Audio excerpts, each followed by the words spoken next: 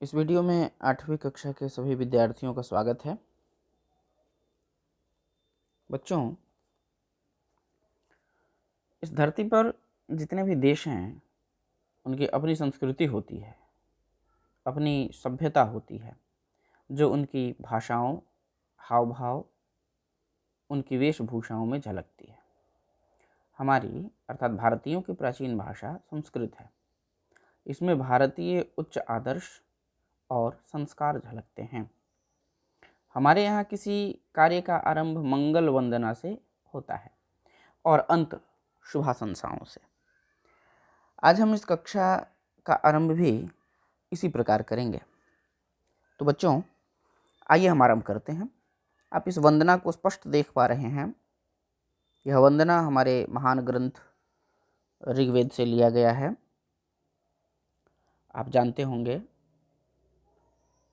भारतीय वाङ्मय में, भारतीय भाषा के इतिहास में जो प्रथम पुस्तक मानी जाती है, जो प्रथम ग्रंथ माना जाता है, वह वेद ही माना जाता है। वेदों को 4 हिस्से में बांटा गया है। ये बंटवारा महर्षि वेदव्यास ने किया था। इसमें पहला वेद ऋग्वेद, दूसरा यजुर्वेद, तीसरा सामवेद और चौथा अथर्ववेद आता है। अथर्ववेद बहुत बाद में लिखा गया था, पहले 3 ही वेद थे। वेदों में जिन भाषाओं का प्रयोग किया गया था वे बड़ी रहस्यमयी भाषा थी और बड़ा ही कठिन था, जो आम लोगों की पहुंच से बाहर माना जाता था। उसको पढ़ना, उसको समझना, तो इसके लिए महर्षियों ने उसे आसान करने के लिए, वेदों को की बातों को समझने के लिए ब्राह्मण ग्रंथ बनाए, आरण्यक ग्रंथ बनाए। फिर आगे चलकर वह चौथे स्टेप में आया, जो उपनिषद कहलाया। उपनिषद में भी वेदों की ही बातों का वर्णन किया गया है। बस अंतर इतना ही है कि वेदों की बातें थोड़ी ज़्यादा गंभीर हैं, बशर्ते उपनिषद थोड़ा ज़्यादा आसान है। अब उपनिषद की भी बातें थोड़ा ज़्यादा कठिन पड़ी, जिसका नतीजा हुआ कि आम जनता को, लोग बाग को समझाने के लिए कहानियाँ गढ़ी गई और वही कहानियाँ पुराण हो गई। हम जितने भी कर्मकांड वगैरह देखते हैं या फिर पूजा पाठ की जो भी चर्चाएं, भक्ति व्रत वगैरह देखते हैं, वो सब पुराणों की बातें हैं। उपनिषद और उसके पहले के ग्रंथों में इस तरह की बहुत सारी बातें, ढकोड़ संखी हो, कर्मकांड हो वगैरह सब नहीं मिलती हैं। हाँ, उसके पहले वंदनाएं मिलती हैं, स्तुतियाँ मिलती हैं। तो आप देख रहे हैं, आपकी किताब का पहला, आपकी पुस्तक का पहला जो अध्याय देख रहे हैं, अध्याय के पहले जो शुरुआत की जा रही है, वंदना से शुरू की जा रही है। और हम थोड़ा पीछे चलते हैं। आपको हमने बताया था कि ऋग्वेद से यह लिया गया है। यह ऋग्वेद के पहले मंडल का 89वां सूक्त है, 89th सूक्त, और उस 89th सूक्त का 8वां मंत्र है। इसमें ऋषि कल्याण की कामना करता है। और आप याद रखेंगे, हमारे जो भारतीय ऋषि होते थे, महर्षि होते थे, वे केवल 1-2 की कल्याण की कामना नहीं करते थे। वे तो विश्व भर के नागरिक हुआ करते थे और विश्व के कल्याण की कामना करते थे। इसलिए उन्होंने लिखा, भद्रम कर्णेभिः शृणुयाम। भद्रम अच्छा, शुभ, कल्याण ठीक ठाक, कर्णेभिः कानों से। तृतीया का बहुवचन याद रखेंगे, आप देखते होइएगा। चूँकि यह कर्ण शब्द होता तो अपने यहाँ नपुंसकलिंग है, पुल्लिंग है, लेकिन जब इसको वेद में ले जाते हैं तो वह कुछ दूसरा ही रूप चलता है। तो वेदों के जो शब्द रूप होते हैं उसके रूप वैदिक शब्द रूप के आधार पर चलते हैं। यहाँ पर ऐसे कर्ण ही हो जाता लौकिक संस्कृत में, लेकिन वैदिक संस्कृत में यह कर्णे भी होता है। अब कहता है कि कर्णे भी शृणुयाम, हम सब कानों से सुने। हम लोगों के पास, एक आदमी के पास तो एक दो कान होते हैं, तो कर्णाभ्याम लिखना चाहिए था। कर्णे भी ही कारण था कि केवल किसी एक आदमी के कल्याण की कामना नहीं है।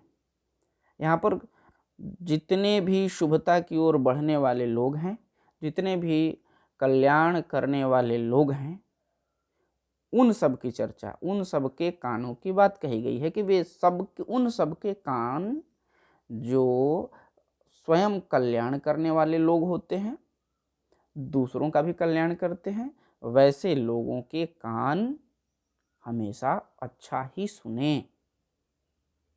दूसरा, भद्रम पश्येमाक्षिभिः, इसको जरा तोड़ेंगे, पश्येम अक्षिभिः। आप ऊपर देखें, श्रेणुयाम उसी श्रेणी में नीचे आया है, पश्येम, श्रेणुयाम नीचे है पश्येम, संधि है, दीर्घ स्वर संधि है, पश्येम अक्षिभिः। आपको मैंने बताया था, ऊपर देखें कर्णे भी, उसी तरह यहाँ अक्षिभिः मतलब वैदिक रूप है, शब्द रूप है। भद्रम का अर्थ हमने ऊपर ही देखा था, भद्रम मतलब अच्छा, शुभ, कल्याण। पश्येम हम सब देखें, अक्षिभिः आंखों से। हे प्रभु, आप हमें ऐसा आशीर्वाद दें कि हम कभी भी दूसरों के लिए, अपने लिए हमेशा ही अच्छा सुने, अपने आँखों से हमेशा शुभ देखें, अच्छा देखें, कल्याणकारी दृश्य देखें।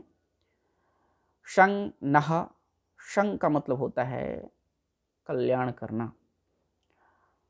अब देखिए, आप अपने यहाँ एक देवता हैं शंकर, शंकर, शं मतलब होता है कल्याण, कल्याण करने वाले जो होंगे उनको शंकर कहा जाता है। तो यहाँ होता है शं अर्थात कल्याण, नह हम सबका, चतस्रः चारों, चतस्रः शब्द स्त्रीलिंग है, पुल्लिंग में चतुरः होता है, चत्वारः होता है, और बहुवचन इसमें नपुंसकलिंग में चत्वारी होता है।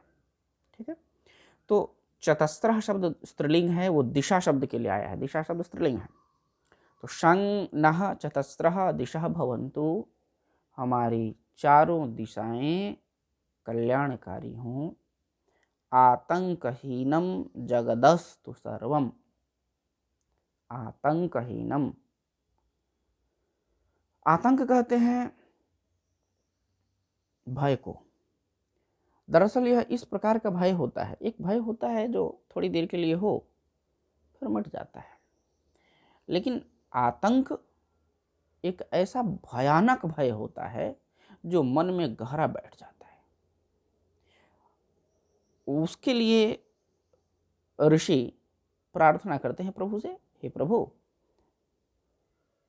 जगत अस्तु, जगत तहलंत, जगत अस्तु हो जाए, संसार हो जाए, जगत संसार अस्तु हो जाए, आतंकहीनम भय से रहित, सर्वम सब। अब पूरा का अर्थ होगा, हे प्रभु, यह सारा संसार, एतत् सर्वम जगत आतंकहीनम अस्तु, सारा संसार आतंक से हीन हो जाए, भय मुक्त हो जाए। एक बार पुनः देखते हैं, भद्रम कर्णेभिः शृणुयाम, भद्रम पश्येमाक्षिभिः, शं नः चतस्रः दिशः भवन्तु, आतंकहीनम जगदस्तु सर्वम। हे प्रभु, हम आपसे प्रार्थना करते हैं कि हम कानों से सुंदर बातें, अच्छी बातें, कल्याणकारी बातें सुने, हम अपने आँखों से अच्छे दृश्य देखें, हमारी चारों तरफ से दिशाएं हमारे लिए शांतकारी हों, हमारी दिशाएं शांत हों, हमारे लिए कल्याणकारी हों चारों दिशाएं। इतना ही नहीं, यह संपूर्ण संसार हमारे लिए आतंक रहित हो, हम इस संपूर्ण संसार में भयमुक्त होकर के विचरण करें, भयमुक्त होकर घूमें। बच्चों, आपने कभी सुना होगा, भारतीय परंपरा में एक वाक्य आता है, वसुधैव कुटुंबकम। हमारे जो प्राचीन लोग थे, हमारे जो पूर्वज थे, वो वसुधा एव कुटुंबकम अर्थात समूची धरती ही अपना परिवार है, ऐसी उद्घोषणा करते थे। और संपूर्ण पृथ्वी में किसी को कष्ट न हो, हम संपूर्ण पृथ्वी के साथ हों, दुख में सुख में, सभी अच्छा देखें सुने, इसके लिए प्रभु से इस वंदना पाठ में प्रार्थना की गई थी। ऊपर के जो भद्रम कर्णे भी शृणुयाम भद्रम पश्येमाक्षिभिः शन्नः चतस्रः दिशः भवन्तु, ये श्लोक आए हैं। यहाँ तक ये जो 3 लाइन है, 3 पंक्तियाँ, ये 3 पंक्तियाँ ऋग्वेद की हैं, लेकिन बाद में संभवतः आतंकहीनम जगदस्तु सर्वम किसी ने प्रक्षिप्त कर दिया, जोड़ दिया है बाद में। खैर, जो भी हो, वंदना है, प्रभु से वंदना की गई है। हम अभी भी इस वैश्विक महामारी के विकट समय में हम सब मिलकर प्रार्थना करें, आतंकहीनम जगदस्तु सर्वम। धन्यवाद, आपने ध्यान से देखा, सुना, कुछ ग्रहण किया, इसके लिए हम आपके आभारी हैं।